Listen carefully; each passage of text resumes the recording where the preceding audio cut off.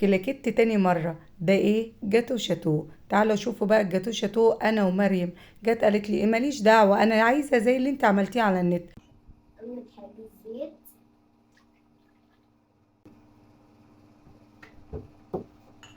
سكر،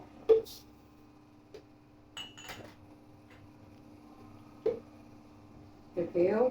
كاكاو، اللبن،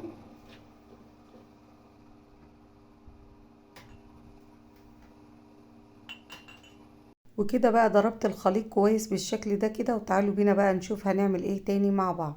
هشيل من الصوص اللي احنا عملناه ربع كوباية كده او نص كوباية من صوص الايه الشوكولاتة ده، واسيبه كده على جنب. وتعالوا بينا بقى نضيف بقية مكوناتنا.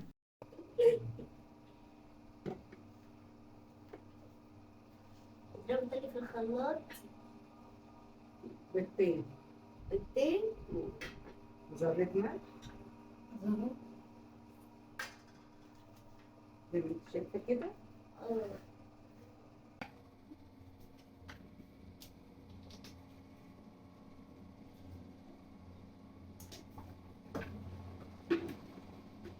ايه ده بقى؟ فانيليا. فانيليا.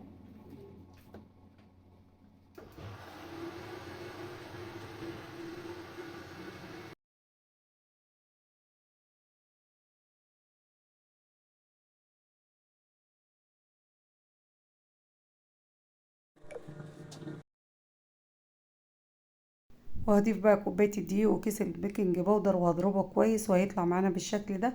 والمرة دي بقى بدل الكوبايات الازاز عملناها في ايه، في فنجان الشاي. والمية بتغلي على النار.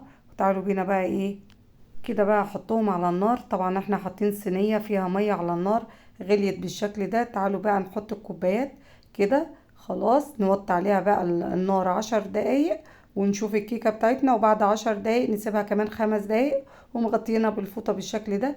الجاتو شاتو بتاعنا طلع بالشكل ده.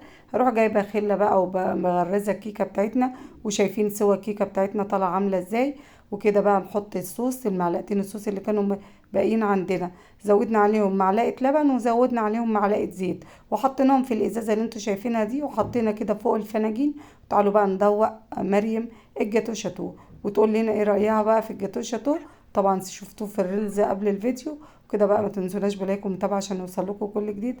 واشوفكم على خير، واقول لكم السلام عليكم ورحمة الله وبركاته.